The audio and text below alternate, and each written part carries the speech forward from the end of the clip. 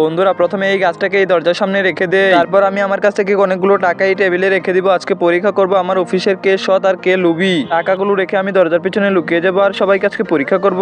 আরে কি জানি বস আবার কি জন্য আমাকে ডাকলো। আরে রাস্তার মধ্যে এটা কি হেত্তেরিকা। আরে বস কোথায় গেল? বসের রুম তো দেখছি খালি। আরে বাবা টেবিলের উপর দেখি এতগুলো টাকা। যাই হোক আশেপাশে কেউ নেই, এই টাকাগুলো আমি কি নিয়ে যাই। কিছুদিন পর ঈদ আসতেছে, আমি ভরপুর মার্কেট করতে পারবো। আজকে তো আমি বড় লোক হয়ে গেলাম। আচ্ছা যাক সমস্যা নেই, প্রথম জন তো টাকা নিয়ে চলে গেলো। আমি এখন রাস্তার মধ্যে গাছটাকে আবার ফেলে দিয়ে এখানে অনেকগুলো টাকা রেখে দরজার পিছনে লুকিয়ে যাবো। এখন দ্বিতীয় জনের পালা। আরে কি জানি বস আবার কেন ডাকলো। আরে রাস্তার মধ্যে এটা কি হেত্তেরিকা, এমনি আজকে মাথা গরম আছে। আরে এটা কি? এখানে তো অনেকগুলো টাকা। টাকাগুলোকে আমি নিয়ে যাবো, দেখি আশেপাশে কেউ আছে কিনা। না আশেপাশে তো কাউকে দেখছি না। টাকাগুলো পেয়েছি, ভালো হয়েছে। বস বলেছে এবার ঈদের মধ্যে বোনাস দিবে না, তাই টাকাগুলো আমি নিয়ে চলে যাবো। অনেক দিনের ইচ্ছা, আমি একটা বাইক কিনবো। এখন এই টাকা দিয়ে আমি বাইক কিনে ফেলবো। দ্বিতীয় জন বেমানি করলো, টাকাগুলো নিয়ে চলে গেল। এখন তৃতীয় জনের পালা, আবার টাকাগুলো রেখে এখানে লুকিয়ে যাবো। বস কি দরকারে ডেকেছে, গিয়ে দেখে আসি। আরে এটা কি? এখানে কে রাখলো? এখানে রেখে দে এটা। আরে বসের রুম দেখি খালি, আর এখানে অনেকগুলো টাকা।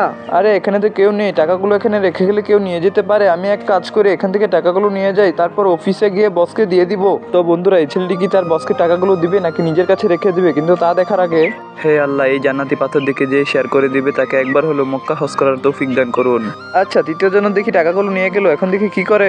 বস এই যে আপনার টাকাগুলো, আপনি হয়তো ভুলে রুমে রেখে এসেছিলেন। ও হ্যাঁ, এগুলো আমি ভুল করে রাখিনি। এগুলো তোমাদের সততা পরীক্ষার জন্য রেখেছিলাম, কিন্তু এই পরীক্ষার মধ্যে শুধু তুমি পাস করেছো আর সবাই ফেল।